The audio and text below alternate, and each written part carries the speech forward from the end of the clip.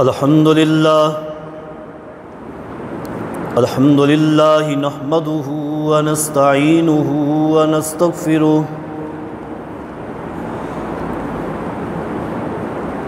ونعوذ بالله من شرور أنفسنا وسيئات أعمالنا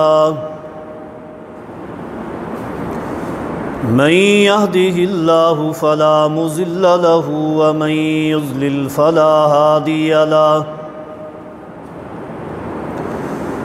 أشهد أن لا إله إلا الله وحده لا شريك له وأشهد أن سيدنا ومولانا محمدًا عبده ورسوله أرسله بالحق بشيرا ونذيرا وداعيا إلى الله بإذنه وسراجا منيرا أما بعد فإن أصدق الكلام كلام الله وأحسن الهدي هدي محمد صلى الله عليه وسلم وشر الأمور محدثاتها وكل محدثة بدعة فإن كل بدعة ضلالة وكل ضلالة في النار من يطع الله رسوله فقد رشد واهتدى ومن يعص الله ورسوله فقد ضل وغوى أعوذ بالله من الشيطان الرجيم بسم الله الرحمن الرحيم وقال ربكم ادعوني أستجب لكم إن الذين يستكبرون عن عبادتي سيدخلون جهنم داخرين وقال الله تبارك وتعالى في مقام آخر إنا نحن نزلنا الذكر وإنا له لحافظون وقال النبي صلى الله عليه وسلم أكرموا أصحابي فإنهم خياركم أو كما قال صلی اللہ علیہ وسلم۔ مختصر حمد و ثنا اور درود و سلام کے بعد میں دعا گو ہوں کہ میں نے آپ حضرات کے سامنے قرآن مقدس سے جو چند گوشے اور رسول اکرم صلی اللہ علیہ وسلم کے فرامین میں سے ایک حصہ تلاوت کیا ہے۔ اللہ رب کریم مجھے حق گوئی کی توفیق عطا فرمائے۔ اللہ رب کریم سے یہ بھی التجا کرتا ہوں، اللہ رب کریم مجھے اور آپ جمیع ساتھیوں کو قرآن و حدیث کی صحیح فہم اور اس پر عمل پیرا ہونے کی توفیق عطا فرمائے۔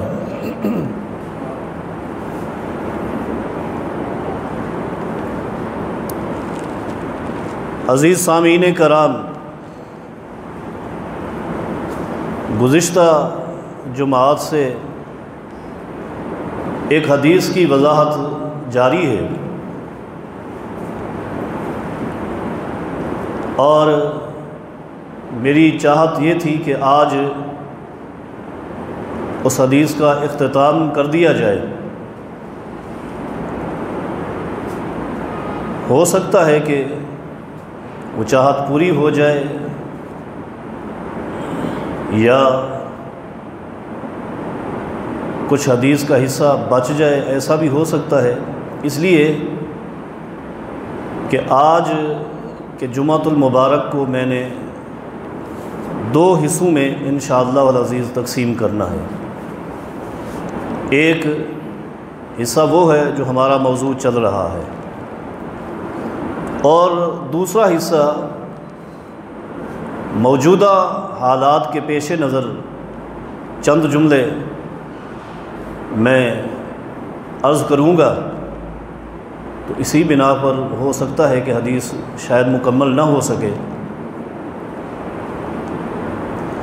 رسول اکرم صلی اللہ علیہ وسلم کی وہ حدیث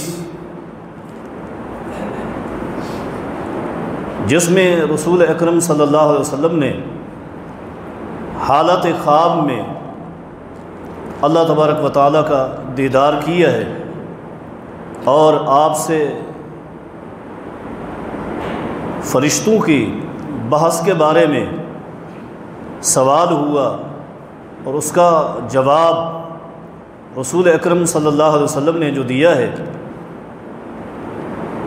کہ کفارات، گناہوں کو مٹا دینے والے 3 عمل اور 3 نیکیاں آپ نے بیان کی، اور جنت کے اندر ایک مومن اور ایک مسلمان کے درجات کو بلند کرنے والے 3 عمل رسول اکرم صلی اللہ علیہ وسلم نے بیان کیے۔ اس کا تذکرہ میں آپ حضرات کے سامنے رکھ چکا ہوں۔ آج حدیث کا وہ حصہ آپ کے سامنے رکھنا ہے جس میں ایک روایت کے الفاظ یہ ہیں کہ رسول اکرم صلی اللہ علیہ وسلم فرماتے ہیں، میں جب اللہ تعالیٰ کے سامنے کفارات اور درجات کو بیان کر چکا تو اللہ رب کریم نے فرمایا، سل اے پیغمبر صلی اللہ علیہ وسلم، سل آپ مانگیے، میں عطا کروں۔ یہاں اس نقطے کی طرف بھی اپنے ذہن کو لے کر جانا ہے کہ نبی علیہ الصلاۃ والسلام کا درجہ، آپ کا مرتبہ، آپ کا مقام اللہ تعالیٰ کی پوری مخلوق میں افضل اور اعلیٰ ہیں آپ، لیکن داتا اللہ تبارک و تعالیٰ خود ہے، اور نبی علیہ الصلاۃ والسلام کو اللہ نے فرمایا ہے، سل آپ مانگیے۔ آپ مانگنے والے ہیں اور دینے والے اللہ تبارک و تعالیٰ خود ہے۔ جبکہ ایک دوسری روایت میں یوں آتا ہے کہ جب نبی علیہ الصلاۃ والسلام یہ چیزیں بیان کر کے فارغ ہوتے ہیں تو فرمایا، اللہ تبارک و تعالیٰ نے مجھے یوں حکم دیا، اذا صلیت فقل، اے میرے پیغمبر صلی اللہ علیہ وسلم، آپ جب بھی نماز پڑھ کے فارغ ہوں تو پھر یہ دعا کیا کریں۔ بہرحال یہ تھوڑا سا دونوں روایات کا فرق تھا، آگے دعا ایک ہی ہے۔ میں وہ دعا آپ کے سامنے رکھتا ہوں اور اس کی مختصر وضاحت بھی آپ کے سامنے رکھوں گا۔ وہ دعا یہ ہے، اللہم انی اسألک فعل الخیرات وترک المنکرات وحب المساکین وَأَن تَغْفِرَ لِي وَتَرْحَمَنِي وَإِذَا أَرَدْتَ بِعِبَادِكَ فِتْنَةً فَاقْبِضْنِي إِلَيْكَ غَيْرَ مَفْتُونٍ وَأَسْأَلُكَ حُبَّكَ وَحُبَّ مَن يُحِبُّكَ وَحُبَّ عَمَلٍ يُبْلِغُنِي إِلَى حُبِّكَ۔ اللہ اکبر، یہ دعا ہے۔ رسول اکرم صلی اللہ علیہ وسلم کی سکھلائی گئی تمام دعائیں، جس دعا کو آپ اٹھا کر دیکھیں، پڑھیں، غور کریں، ہر دعا میں جامعیت ملے گی، دعا مختصر ہوگی، اس میں اللہ تعالیٰ سے بہت کچھ مانگا گیا ہوگا، اور دوسرا ہر دعا میں بندے کی عاجزی اور فقیری محتاجی کا ذکر ہوگا، اور اللہ کی عظمت، اللہ کے جلال، اللہ کی شان کا ذکر ہوگا۔ یہ دعا بڑی عظیم دعا ہے، اس کے جملوں پر ہم نے غور کرنا ہے۔ نبی علیہ الصلوۃ والسلام نے کیا فرمایا؟ اللہم انی اسألک فعل الخیرات و ترک المنکرات۔ یہ جو جملہ ہے، یہ جملہ ایسا جملہ ہے کہ جس میں دنیا و آخرت پوری کی پوری مانگ لی گئی۔ دنیا کی تمام تر بھلائیاں مانگ لی گئی، آخرت کی تمام تر بھلائیاں اس میں مانگ لی گئی، دنیا کے تمام تر شر سے نجات اس دعا میں مانگ لی۔ اللہم انی اسألک فعل الخیرات، خیرات، اچھائی کے جتنے کام ہیں، جتنی اچھائیاں ہیں، اے اللہ میں تجھ سے مانگتا ہوں۔ وہ اچھائیاں انسان کے الفاظ کی صورت میں ہوں، انسان کے افعال کی صورت میں ہوں، اللہ تعالیٰ کی دی گئی نعمتوں کی صورت میں ہوں، وہ دنیاوی اعتبار سے ہوں، آخرت کے اعتبار سے ہوں، جتنی خیرات ہیں ساری کی ساری اللہ سے مانگ لی۔ وَتَرْكَ الْمُنْكَرَاتِ، جتنی برائیاں ہیں ان کا ترک اللہ سے سوال کرنا ہے۔ اے اللہ مجھے ہر برائی سے بچا۔ وہ برائی انسان کے اقوال سے تعلق رکھتی، انسان کے افعال سے تعلق رکھتی، دنیا کے کسی شعبے سے تعلق رکھتی، اور ہے وہ برائی، ہے وہ تکلیف، وہ مصیبت ہے، تو اللہ سے اس کے لیے نجات مانگ لی۔ سید عائشہ رضی اللہ تعالیٰ عنہ فرمایا کرتی تھی، لوگو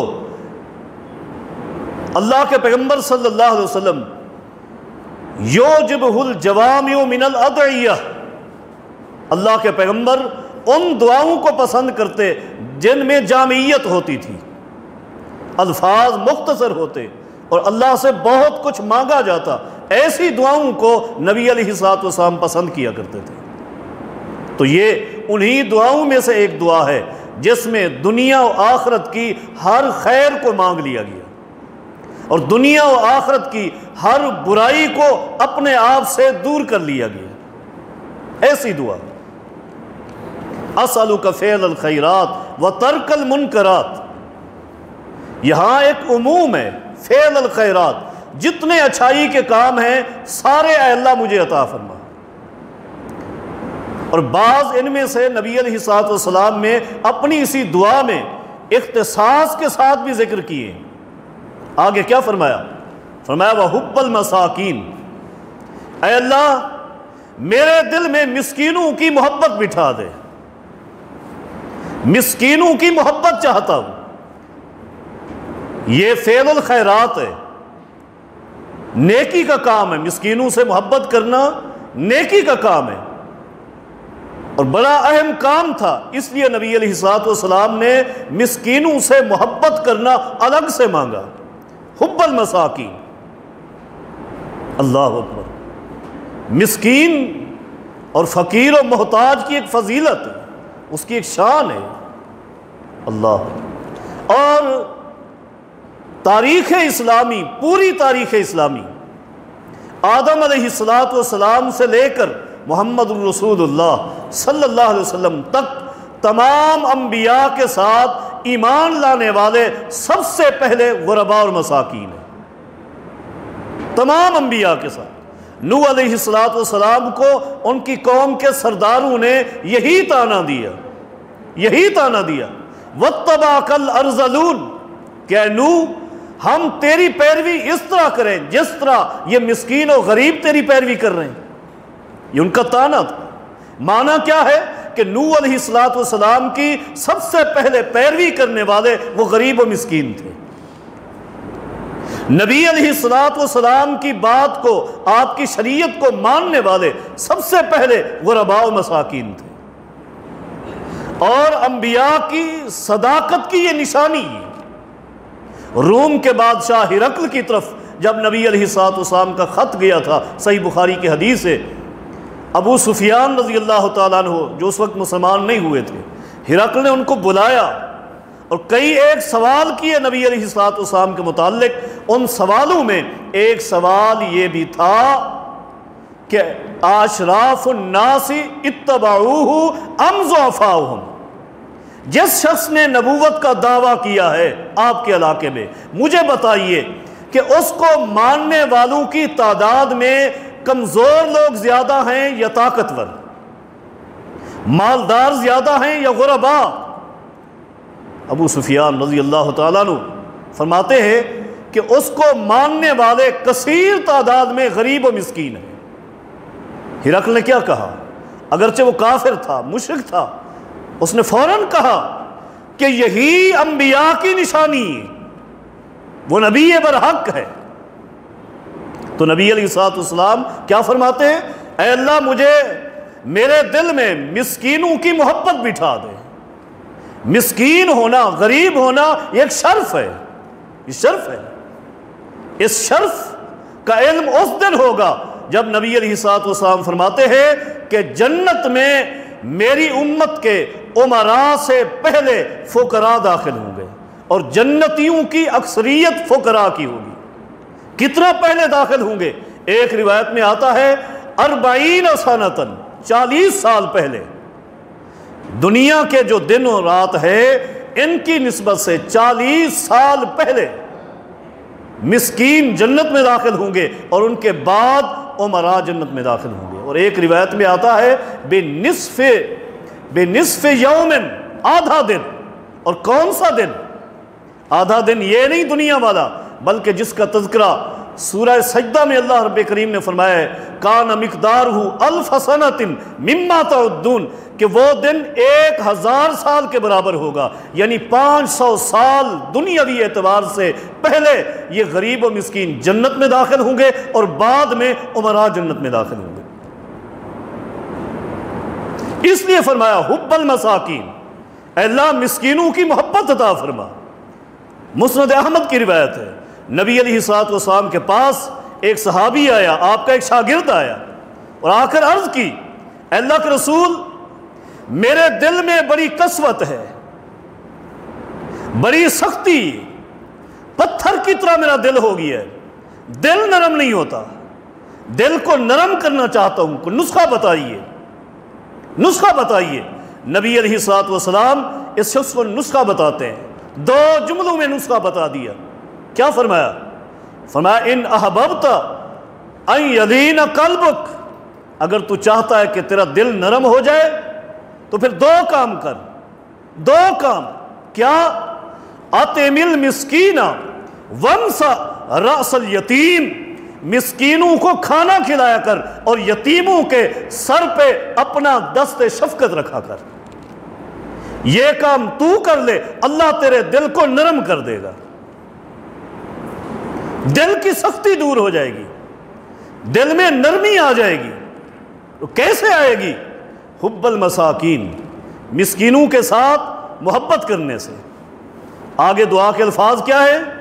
وَأَن تَغْفِرَ لِي وَتَرْحَمَنِي، اے اللہ میری دعا یہ ہے کہ تو مجھے معاف فرما دے، میری مغفرت فرما دے۔ مغفرت کس کو کہتے ہیں؟ مغفرت گناہوں پر پردہ ڈالنا، غلطیوں پر، خطاؤں پر پردہ ڈالنا۔ یہ کون کہہ رہے ہیں؟ امام کائنات محمد الرسول اللہ صلی اللہ علیہ وسلم، جو معصوم عن الخطا ہے۔ کیوں فرما رہے؟ امت کو تعلیم دینے کے لیے۔ ان تغفر لی، اے اللہ دنیا میں، دنیاوی زندگی میں اگر مجھ سے کوئی خطا ہو جائے، غلطی ہو جائے، دنیا کے اندر میری غلطیوں پر پردہ ڈال، اور آخرت میں میری ان خطاؤں کو معاف فرما دے۔ حدیث میں کئی ایک تذکرے ملتے ہیں، ایک تذکرہ یہ بھی ملتا ہے صحیح بخاری کی حدیث، نبی علیہ الصلوۃ والسلام فرماتے ہیں اللہ رب کریم ایک شخص کو بلائیں گے، اس کے کندھے پہ اپنا ہاتھ رکھیں گے، قریب کریں گے، اور کیا فرمائیں گے؟ اللہ پاک فرمائیں گے میرے بندے تو نے دنیا میں یہ غلطی کی، یہ گناہ کیا، یہ کیا، سارے مانتا جائے گا اور پریشان ہوگا، اب تو تباہی ہو گئی، بربادی ہو گئی۔ آخر میں اللہ رب کریم فرمائیں گے اے میرے بندے تو نے یہ ساری غلطیاں دنیا میں کی، میں نے دنیا میں تیری غلطیوں پر پردہ ڈالا، ظاہر نہیں ہونے دی، چھپا کر رکھی، آج بھی میں تیری غلطیوں پہ پردہ ڈالتا ہوں، جا تجھے میں جنت میں داخل کر دیتا ہوں۔ ان تغفر علی، اے اللہ تو میری بخشش فرما، مجھے مغفرت عطا فرما دے، وترحمنی، اور مجھ پر رحم فرما۔ رحم کیا ہے؟ رحم کا تعلق آخرت کے ساتھ ہے، رحم کا تعلق آخرت کے ساتھ ہے۔ رحم یہ ہے کہ اللہ رب کریم کسی بندے کو جنت عطا فرما دے، یہ اللہ کا رحم ہے۔ آپ کتب حدیث کا مطالعہ کریں، آپ کو یہی ملے گا۔ اللہ رب کریم اگر عدل فرمائے تو اللہ کے عدل میں یہی کچھ بنے گا کہ جنت میں کوئی ایک شخص بھی نہیں جا سکتا، یہ عدل ہے۔ کوئی شخص اپنی نیکیوں کی وجہ سے جنت میں نہیں جا سکتا۔ اللہ کا رحم یہ ہے کہ جس کو چاہے جنت میں بھیج دے، جنت میں بھیجنا اللہ کا رحم ہے، اور جہنم میں سب کو بھیج دینا یہ اللہ کا عدل ہے۔ اس لیے اللہ کے انعامات اتنی ہیں، نعمتیں اتنی ہیں، احسانات اتنی ہیں کہ کوئی شخص ان احسانات کا بدلہ اپنی پوری زندگی میں اپنے رب کو نہیں دے سکتا۔ نبی علیہ الصلوۃ والسلام فرماتے ہیں کہ کوئی شخص اللہ کی رحمت کے بغیر جنت میں نہیں جا سکتا، اللہ کی رحمت کے بغیر کوئی شخص جنت میں نہیں جا سکتا، اللہ کی مغفرت کے بغیر بھی کوئی شخص جنت میں نہیں جا سکتا۔ صحیح مسلم کی حدیث ہے، آپ نے علماء سے بارہا سنا ہے، قریش میں ایک شخص بہت بڑا سخی گزرا ہے، قریش میں، حاتم تئی نہیں، قریش میں ایک شخص بہت بڑا سخی گزرا ہے، عبداللہ ابن جدعان اس کا نام تھا۔ بڑی سخاوت، اتنی بڑی سخاوت کہ ہر سال حج کے لیے آنے والے ہر حاجی کو تحفے میں ایک نیا سوٹ دیتا تھا، پورا سال سخاوت کرتا تھا، لوگ اس کی سخاوت کی تعریفیں کرتے تھے۔ ایک دن ام المؤمنین سید عائشہ رضی اللہ تعالیٰ عنہ نے نبی علیہ الصلوۃ والسلام سے پوچھ لیا، صحیح مسلم کی حدیث ہے، اللہ کے رسول ابن جدعان جو ہمارا قومی تھا، بہت زیادہ صدقات کرتا، خیرات کرتا، سخی تھا، مجھے بتائیے کہ ابن جدعان کو اس کی سخاوت کوئی فائدہ دے گی؟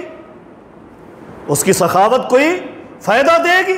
صحیح مسلم کے الفاظ، نبی علیہ الصلوۃ والسلام فرماتے ہیں ایسا نہیں، ابن جدعان کو اس کی سخاوت فائدہ نہیں دے گی، اس لیے کہ اس نے اپنی پوری زندگی میں ایک مرتبہ بھی ایسا نہیں کہا اللہم اغفر لی، اے اللہ مجھے معاف فرما دے۔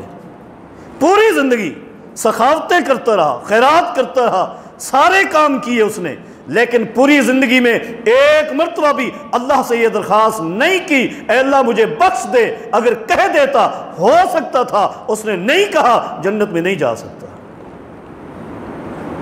اللہ کی طرف سے جب تک مغفرت نہ ملے کوئی شخص جنت میں نہیں جا سکتا، اور اللہ کی رحمت کے بغیر بھی کوئی شخص جنت میں نہیں جا سکتا۔ سید عائشہ رضی اللہ تعالیٰ عنہ اس مقام پر بھی قربان جائیں نبی علیہ الصلوۃ والسلام سے سوال کرتی ہیں، اے اللہ کے رسول ولا انت یا رسول اللہ، آپ نے جو فرمایا ہے کہ اللہ کی رحمت کے بغیر جنت میں کوئی شخص نہیں جا سکتا، آپ ہمیں یہ بتلائیے کیا آپ بھی اللہ کی رحمت کے بغیر جنت میں نہیں جا سکتے؟ اللہ کی رحمت کے بغیر آپ بھی جنت میں نہیں جا سکتے؟ جن کی پوری زندگی میں ایک بھی غلطی نہیں، اللہ کی منشا کے مطابق زندگی، نبی علیہ الصلوۃ والسلام فرماتے ہیں ولا انا یا عائشہ، اے عائشہ میں بھی اللہ کی رحمت کے بغیر جنت میں نہیں جا سکتا، الا ان یتغمدنی اللہ برحمت من، اگر اللہ کی رحمت مجھے اپنی لپیٹ میں نہ لے لے تو میں امام کائنات بھی جنت میں نہیں جا سکتا۔ اللہ کی رحمت کے بغیر دنیا کا کوئی شخص جنت کے اندر نہیں جا سکتا۔ اس لیے نبی علیہ الصلوۃ والسلام امت کو یہ بہترین تعلیم دے رہے ہیں، یہ سکھلا رہے ہیں۔ اللہم انی اسألک فعل الخیرات وترک المنکرات وحب المساکین وان تغفر لی وترحمنی۔ اے اللہ تو میری مغفرت فرما، میرے اوپر رحم فرما۔ اور آگے کیا فرمایا؟ وَإِذَا أَرَدْتَ بِعِبَادِكَ فِتْنَةً فَاقْبِضْنِي إِلَيْكَ غَيْرَ مَفْتُونٍ۔ اے اللہ میری یہ دعا ہے، میری درخواست ہے، میری التجا ہے، اِذَا أَرَدْتَ بِعِبَادِكَ فِتْنَةً، جب تو اپنے کسی بندے کو آزمانا چاہے، فتنے میں مبتلا کرنا چاہے، فَاقْبِضْنِي إِلَيْكَ غَيْرَ مَفْتُونٍ، اے اللہ مجھے بغیر آزمائے، میرا امتحان لیے بغیر مجھے موت دے دینا۔ ویسے موت مانگنا شریعت کے اعتبار سے ناجائز ہے، ناجائز ہے۔ فتنے کا خطرہ ہو، فتنے کا ڈر ہو، شریعت کی روح سے یوں دعا کر سکتے ہیں، اے اللہ اس فتنے سے نجات عطا فرما، چاہے وہ تو صبر عطا فرمائے، شکر کی دولت نصیب فرمائے، یا پھر مجھے اپنی طرف قبض کر لے، مجھے اٹھا لے۔ اس لیے کہ فتنہ انسان کو برباد کر دیتا ہے، تباہ و برباد کر دیتا ہے، ہلاک کر دیتا ہے۔ اس لیے نبی علیہ الصلوۃ والسلام نے امت کو تعلیم دی کہ اپنی نمازوں میں دعا کرے فتنے سے نجات کے لیے۔ اخروی فتنے بھی ہیں اس دعا میں، دنیاوی فتنے بھی ہیں، اور دنیاوی فتنوں میں ایک عظیم ترین فتنے کا ذکر بھی کیا ہے، جس کے بارے میں نبی علیہ الصلوۃ والسلام فرماتے ہیں ما خلق اکبر من الدجال، دجال سے بڑھ کر اللہ رب کریم نے اپنی پوری مخلوق میں کوئی فتنہ بڑا نہیں بنایا۔ سب سے بڑا فتنہ مسیح دجال کا ہے، دجال کا فتنہ ہے۔ اور اس وجہ سے نبی علیہ الصلوۃ والسلام نے تعلیم دی ہے کہ نماز کے اندر مسیح الدجال کے فتنے سے اللہ رب کریم سے پناہ مانگی جائے۔ یہ فتنے اور فتنے دنیا کے اندر موجود ہیں، اور فتنہ لازمی آتا ہے، لازمی۔ اللہ رب کریم کا ارشاد ہے الف لام میم احاسب الناس ان یترکوا ان یقولوا آمنا وہم لا یفتنون۔ کیا ان مومنوں نے، ان لوگوں نے یہی سمجھا ہے کہ دنیا کی زندگی ایسے بسر کر کے چلے جائیں گے، ایمان کے دعوے کرتے کرتے چلے جائیں گے، ان کو آزمایا نہیں جائے گا؟ اللہ فرماتے ہیں نہیں، یہ ہمارا قانون ہے، یہ ہمارا قانون ہے۔ جس شخص نے بھی ایمان کا دعویٰ کیا ہے ہم نے اس کو اس کے ایمان کے مطابق ضرور آزمایا ہے۔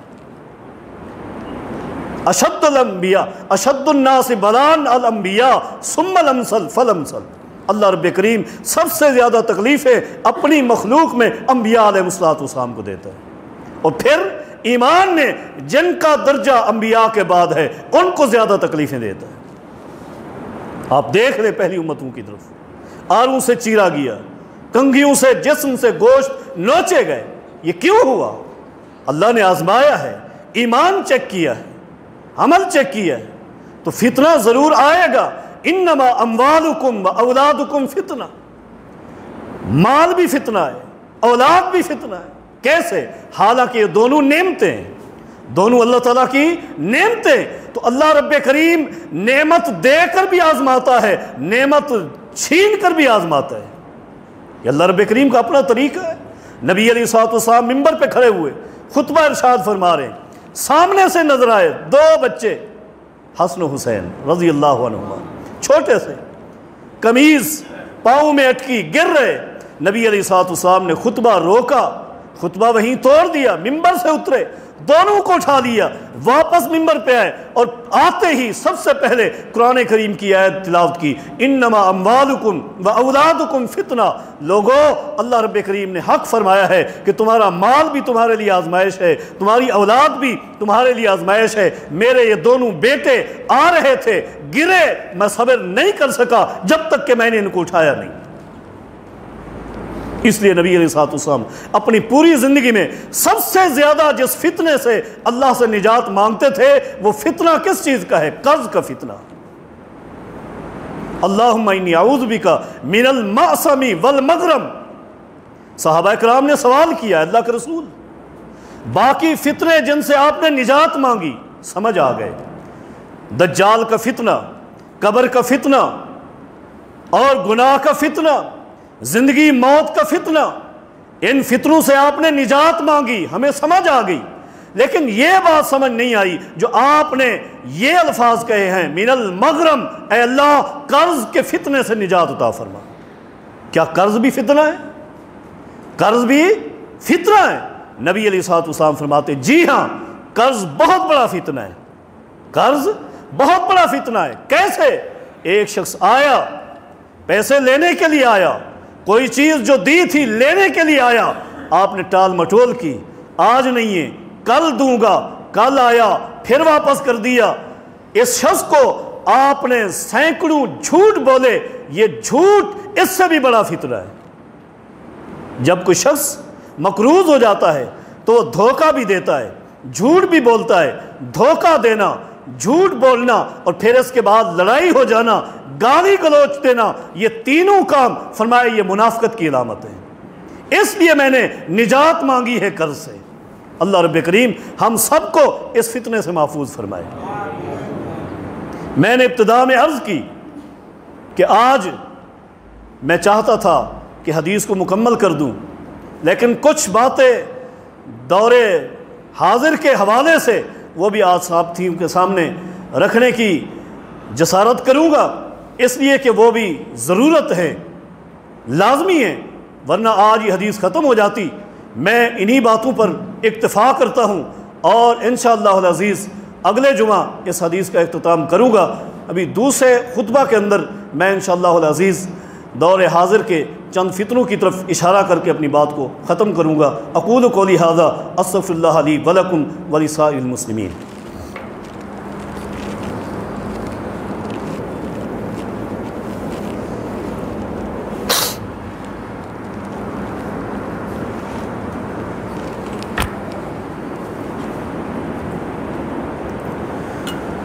الحمد للہ نحمدہ ونستعینہ ونستغفرہ ونعوذ باللہ من شرور انفسنا وسیئات اعمالنا من یہدہ اللہ فلا مضل لہ ومن یضلل فلا ہادی لہ اشہد ان لا الہ الا اللہ وحدہ لا شریک لہ واشہد ان محمدا عبدہ ورسولہ اما بعد فإن احسن الکلام کلام اللہ واحسن الہدی ہدی محمد صلی اللہ علیہ وسلم وشر الامور محدثاتها وكل محدثة بدعة وكل بدعة ضلالة وكل ضلالة في النار۔ اعوذ باللہ من الشیطان الرجیم، بسم اللہ الرحمن الرحیم۔ ان اللہ وملائکتہ یصلون علی النبی یا ایہا الذین آمنوا صلوا علیہ وسلموا تسلیما۔ اللہم صل علی محمد وعلی آل محمد کما صلیت علی ابراہیم وعلی آل ابراہیم انک حمید مجید۔ اللہم بارک علی محمد وعلی آل محمد کما بارکت علی ابراہیم وعلی آل ابراہیم انک حمید مجید۔ نبی علیہ الصلوۃ والسلام کی یہ بھی سنت ہے کہ کبھی کبھار نبی علیہ الصلوۃ والسلام دوسرے خطبے کے اندر بھی واعظ فرمایا کرتے تھے، تو میں نے چاہا کہ آج اس سنت پر بھی عمل ہو جائے اور اس اٹھنے والے فتنے کی طرف بھی اشارہ ہو جائے۔ میں دو چیزوں کی طرف اشارہ کروں گا۔ ایک فتنہ ابھی حال ہی میں یہ ابھرا ہے کہ ایک شخص نے درخواست جمع کرائی ہے کہ قرآن کریم جو آج کل ہمارے پاس موجود ہے، امت مسلمہ کے پاس قرآن کریم کا جو نسخہ موجود ہے، اس شخص کا دعویٰ یہ تھا کہ اس قرآن کریم میں تقریباً 26 آیات ایسی ہیں جو نعوذ باللہ من ذالک صحابہ کرام نے اپنی مرضی سے قرآن کریم میں داخل کر دی ہیں، یہ اللہ تعالیٰ کا قرآن نہیں ہے۔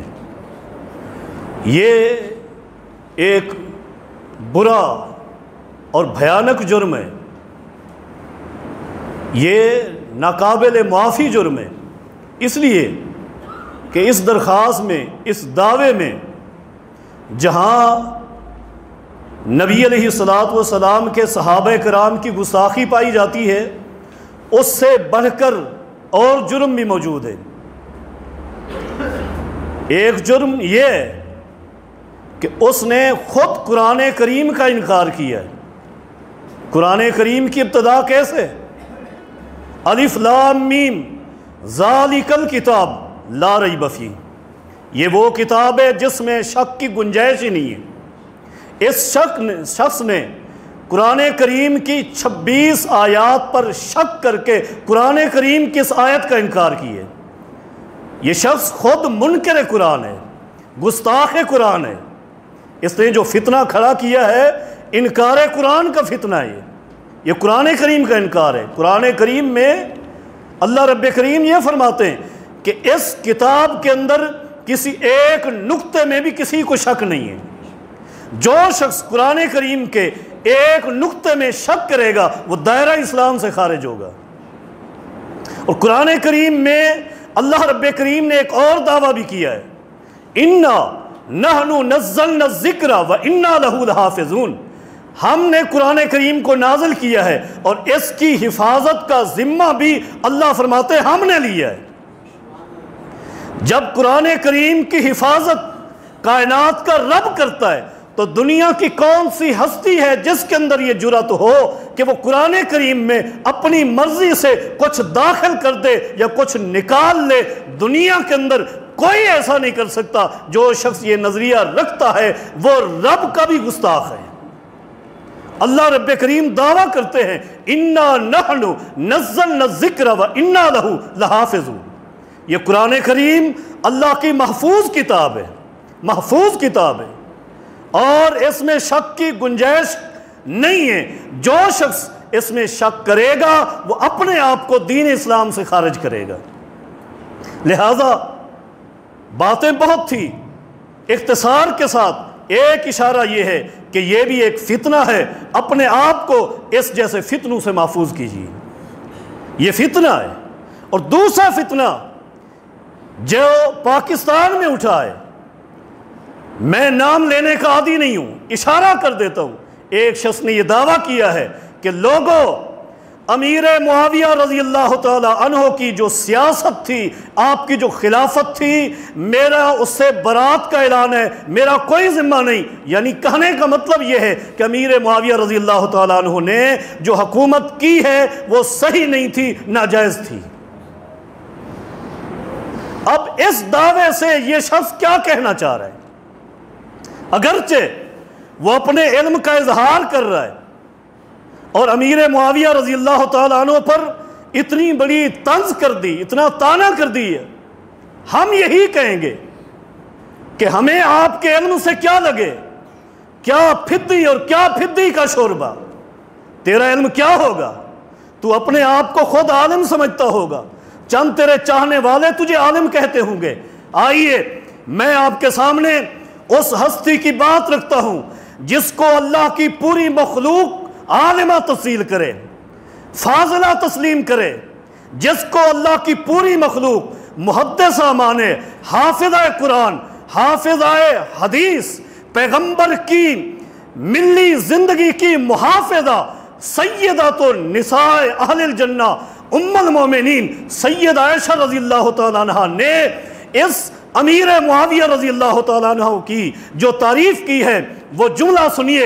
امیر المؤمنین سیدنا امیر معاویہ رضی اللہ تعالیٰ عنہ کی جب حکومت تھی، آپ کی جب خلافت تھی، 64 لاکھ مربع میل کی سلطنت کے اکیلے فرمانروا تھے اور اسلامی جھنڈا لہرایا ہوا تھا۔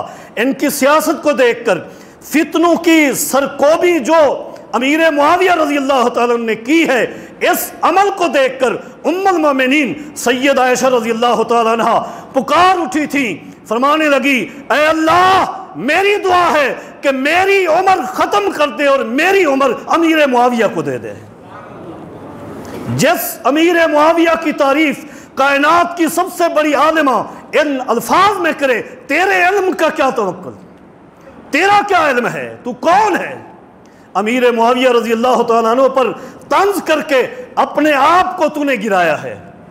امام عبداللہ ابن مبارک پورے مکاتب فکر اسے امام مانتے ہیں۔